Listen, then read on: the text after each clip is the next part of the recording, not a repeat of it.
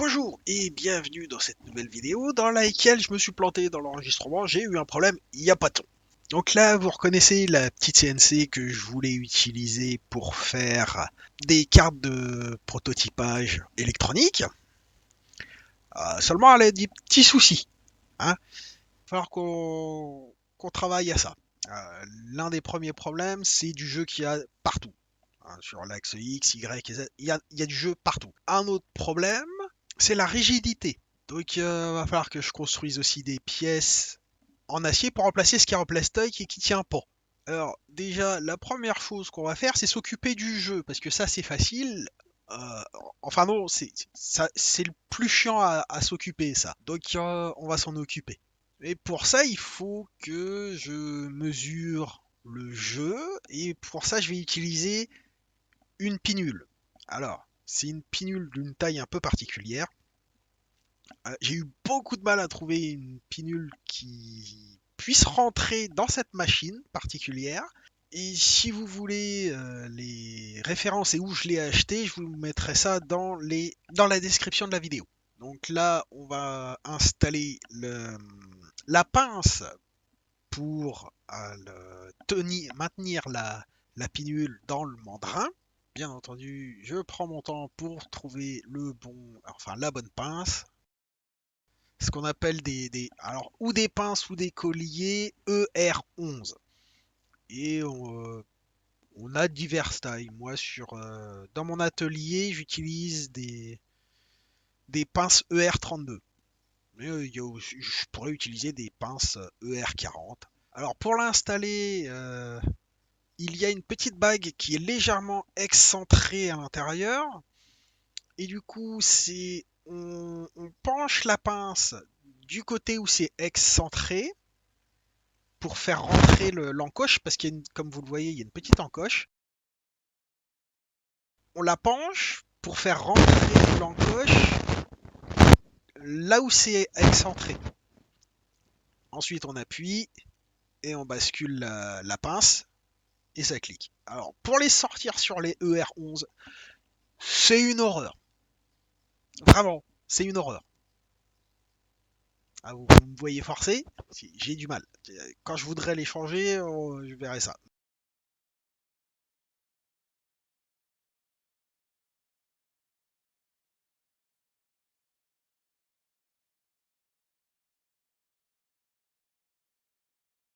Donc là, j'ai un peu de difficulté, je suis obligé de...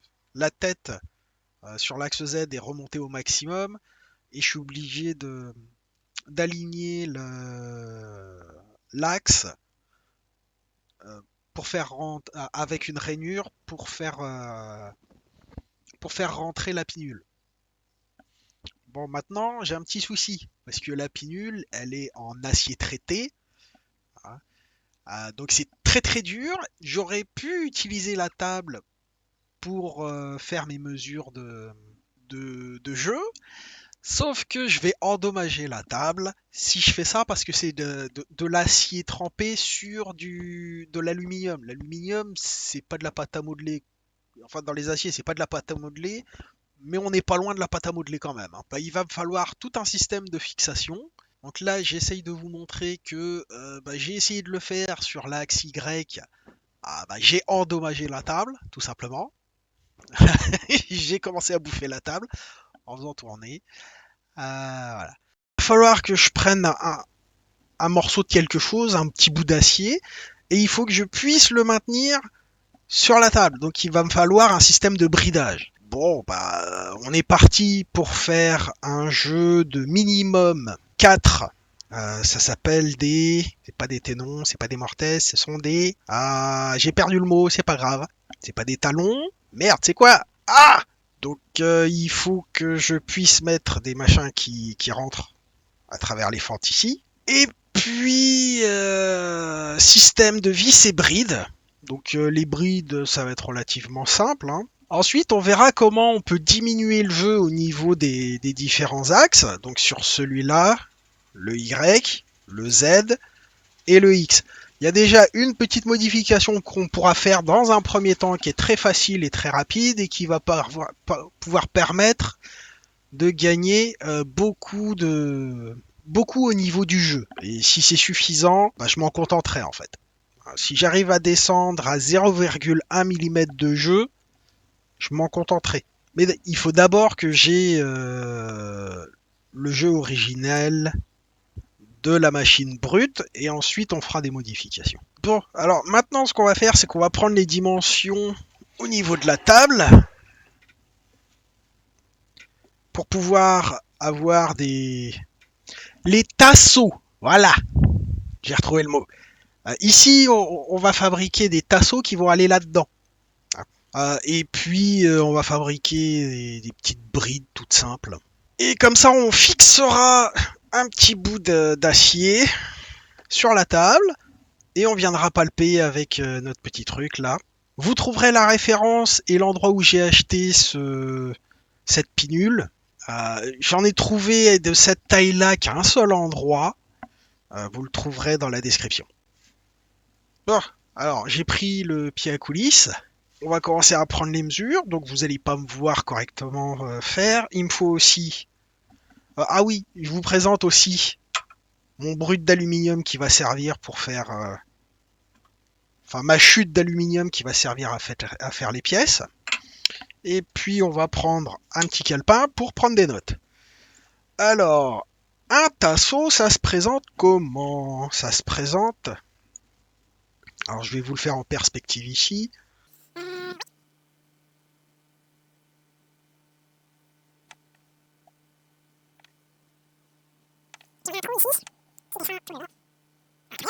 Voilà. Et puis, on va le mettre dans notre rainure ici. On met une vis par le trou là. Et puis, en fait, on a une bride qui vient comme ça. Sauf que là, si on la met comme ça va pas marcher, si vous voulez. On a notre tasseau qui est donc là, ici. Notre pièce. Une pièce, donc notre tasseau. Avec le trou comme ça. Non, d'ailleurs, il est pas là, en fait, notre tasseau. On recommence. Donc, on a notre table ici. Notre pièce à brider ici. Notre tasseau qui est là. Hein, sous la table. Parce que vous voyez, on est dans la rainure. Donc on est sous la surface de la table. On a le trou qui est là. Ok, donc là on a le reste de la table. On a notre bride qui vient en appui ici comme ça. Et si on se contente d'aller jusque là et de mettre une vis là, notre bride en fait à ce moment-là, quand on va appuyer comme ça, ça le fait très mal. En fait elle va hop, et puis elle va jamais appuyer ici. Donc en fait il nous faut une surface, il faut voir ici comme un centre d'axe, d'accord, comme l'axe de rotation de la bride. Et donc la meilleure manière de brider notre truc, c'est que notre axe ici, il ait une surface d'appui qui soit égale à la hauteur de l'autre côté de notre axe ici, hein, avec notre vis qui vient comme ça, et qui vienne en appui ici. Comme ça, quand on appuie dans ce sens-là, en fait, comme ici c'est fixe, ici ça va venir appuyer. Parce que notre centre de rotation de notre bride, en fait, il est au niveau de la vis. C'est un peu contre-intuitif, mais c'est comme ça que ça marche. Ici, ce que je vais faire, c'est que sur notre bride ici, ça va être un simple bout de ferraille plat. Je vais faire un trou ici, que je vais tarauder pour mettre une vis dedans. Et en fait, là, on aura une tête de vis réglable ici, qui sera en appui sur la table. Et c'est le système de bridage le plus simple que je puisse faire pour cette table-là. C'est ça le but. Alors dans l'idéal, il en faut aussi au moins une de l'autre côté. Donc il faut que je fasse tout en double, mais je vais le faire en 4 fois. Donc les tasseaux vont être faits en aluminium. Les brides, j'ai de l'acier pour ça, donc je vais prendre de l'acier. Donc maintenant on va prendre les mesures. Donc notre tasseau, il va avoir ce profil-là. Et là, les mesures qu'on va prendre, ça sera les distances maximales. Maximales absolues. Mais il faut que notre pièce soit obligatoirement plus petite que les dimensions que je vais mesurer. Pour des raisons mécaniques, en fait, il faut que notre truc, on puisse l'enfoncer dans notre rainure et que, en fait, elle puisse se déplacer librement. Et ici, il faut pas que la bride touche le fond. Parce qu'il faut, quand on va serrer la vis ici, il faut que ça serre. Et pareil, au niveau du tasseau ici, il faut pas que la vis elle aille au fond. Donc il va nous falloir plusieurs longueurs de vis. Alors ça, je peux les fabriquer, moi, c'est au besoin, c'est pas très grave. Au pire, ce qu'on fait, c'est qu'on fait une tige filetée et on prend des écrous et puis on vient visser par-dessus. Ce qui se fait habituellement, c'est pas une tête de vis qu'on fait habituellement, c'est une tige filetée qui va comme ça. Et puis là, on a un bon vieux écrou des familles. Et c'est ici qu'on aura une vis. Le trou ici dans la bride sera lisse. Parce que si jamais ici c'est fileté et ici c'est fileté aussi dans le machin, on va avoir des actions contraires qui vont s'opposer en fait. Enfin, c'est pas qu'elles vont s'opposer, c'est qu'elles vont être négatives. Ça va pas serrer. Donc il nous faut la hauteur, la largeur ici, la largeur là. Et puis il nous faut aussi cette distance là. Donc hop, hop, voilà, celle-ci. Alors celle-ci, on peut la juger un peu.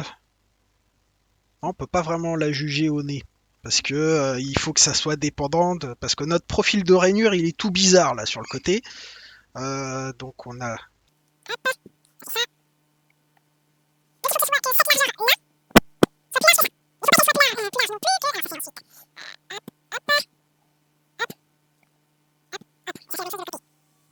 Donc notre profil, c'est ça. Donc en fait, notre largeur maximale ici, c'est celle-ci. Et la différence qu'on va trouver ici, c'est quelque chose qui est entre ces deux points-là. Mais il faut pas que ce soit exactement la même. Il faut que ce soit plus grand que ça, mais plus petit que ça. On va commencer à prendre les mesures.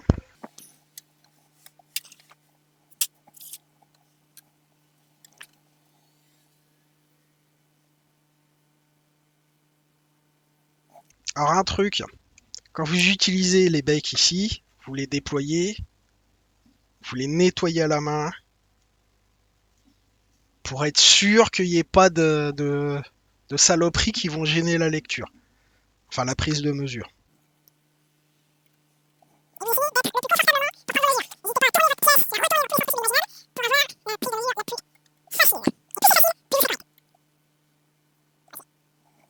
Donc là, moi, je lis 6, 7, 8, 8,5.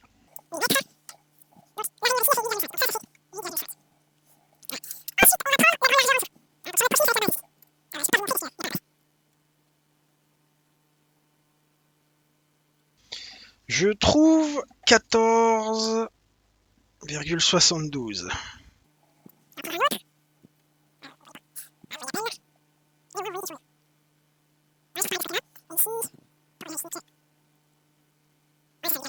Ensuite, la hauteur, la profondeur.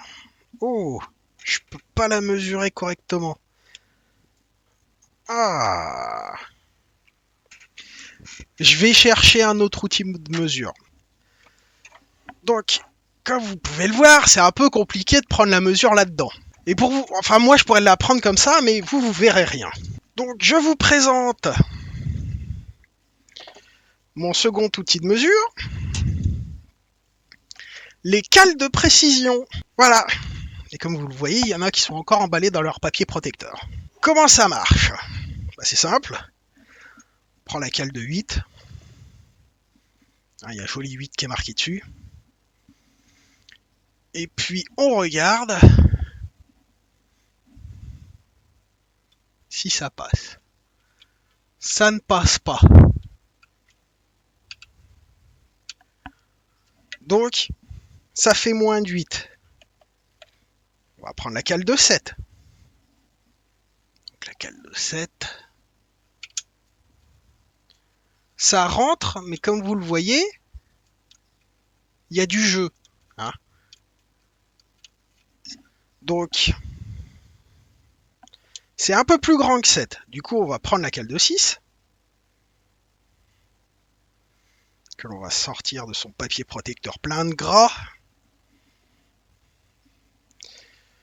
Y faire un léger nettoyage.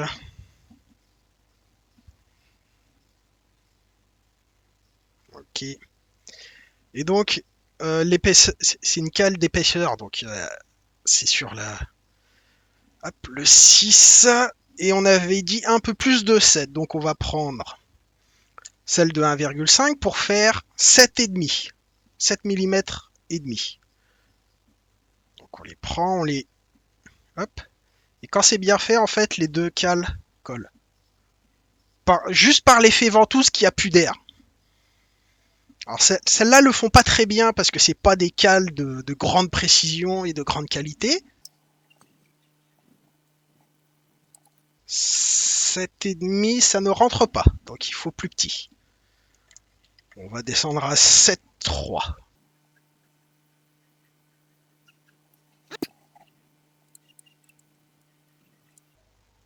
7,3 presque, mais c'est pas, c'est encore trop grand. 7,2.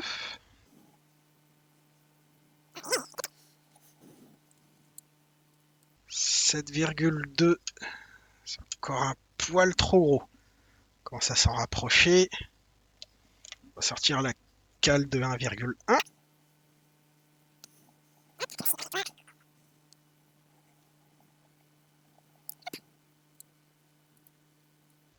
Ah, j'ai dû m'y prendre pas aussi bien que je le pensais avec la 1,2. On la réessaye. Parce que là, 1,1, il y avait un peu de jeu.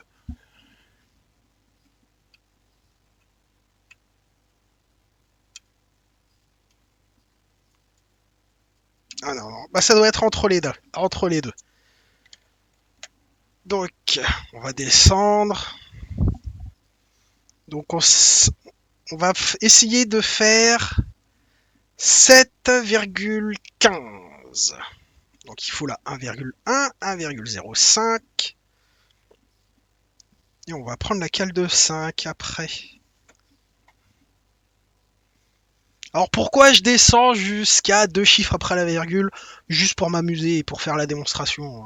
7,1 en fait, c'est suffisant. La cale de 5.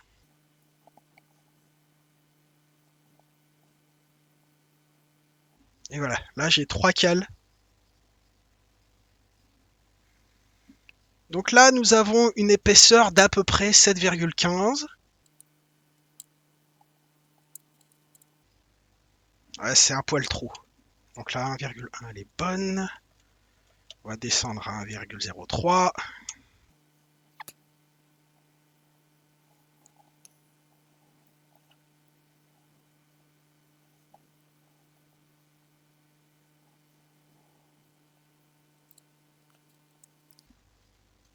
Et voilà.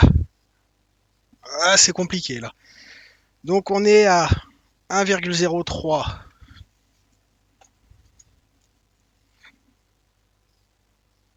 plus 1,10 plus 5. Donc ça fait du 7,13. Donc 7,13. Hop là, maintenant on range nos cales. Donc la 5, hop. Ça c'est la 1, 1, 1. Hop.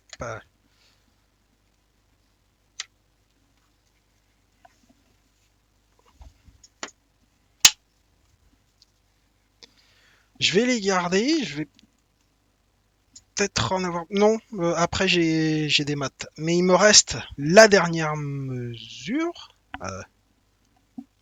Ah non, le 7,13 c'est pas la hauteur totale, c'est juste la hauteur ici. Donc ça je me suis planté. On a notre hauteur comme ça. 7,13. Hein, c'est la hauteur ici qui fait 7,13.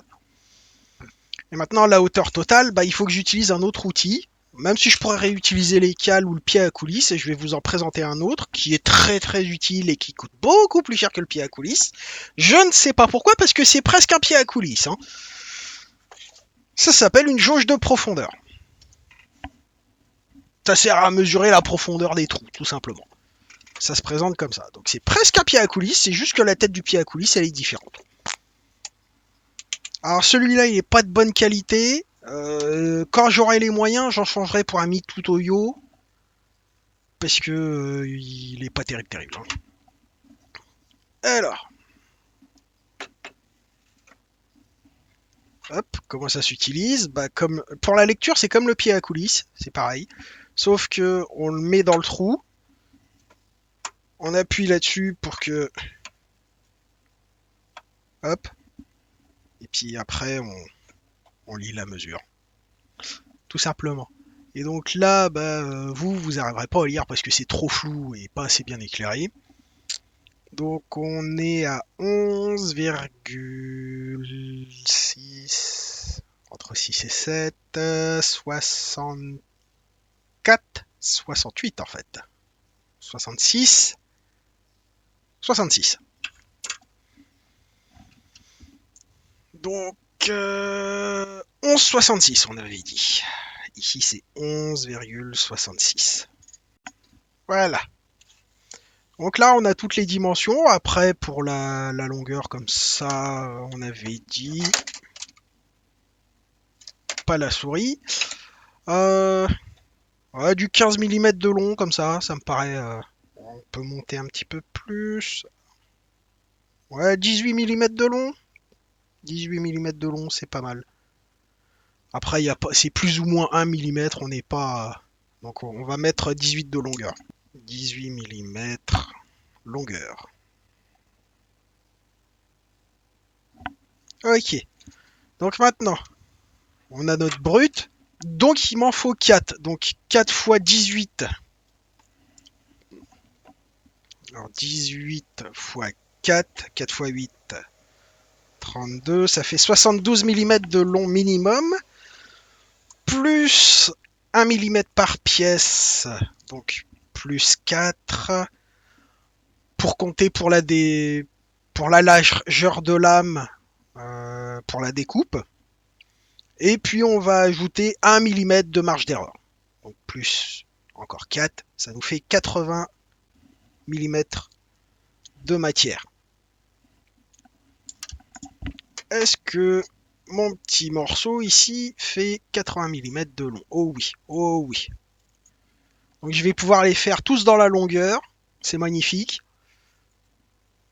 Parce que j'ai, bah, comme vous le voyez, entre 11 et entre 110 et 120 mm, ce qui est largement assez.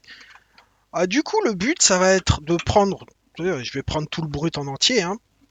Je vais faire le profil comme ça tout le long, puis après je vais découper des tasseaux dans la matière comme ça.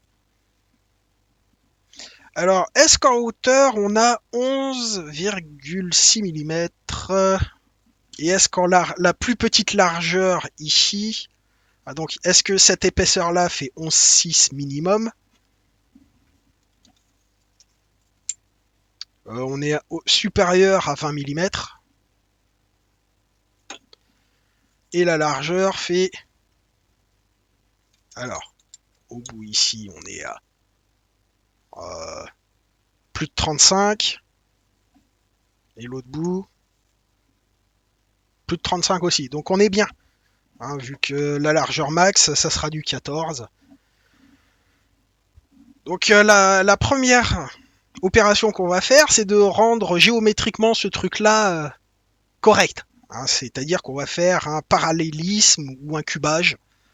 Un cubage, en fait, c'est vraiment transformer le truc en cube. Sauf que là, nous, on va pas faire ça. On va faire un parallélogramme. Donc, on va le parallélogramme. Parallélogrammer. Voilà. On va le parallélogrammer. Et puis après, on va le débiter à la scie. Tout simplement. Voilà, voilà. Donc, bah, je vous retrouve dans l'atelier. Donc là, on est dans l'atelier pour faire nos tasseaux avec ce truc là. Donc première opération, on va prismer ou parallélogrammer comme j'avais dit juste avant ce petit morceau là pour que tout soit perpendiculaire. Il y a juste les deux bouts ici là où c'est pas nécessaire. Pour une raison un peu particulière, je vais utiliser un fil de cuivre. C'est souple, ça permettra de bien plaquer à la surface ici. Nous, ce qu'on veut d'abord, c'est une première surface de référence ici. Donner un petit coup de maillet là-dessus pour bien plaquer sur les cales que j'ai mis juste avant.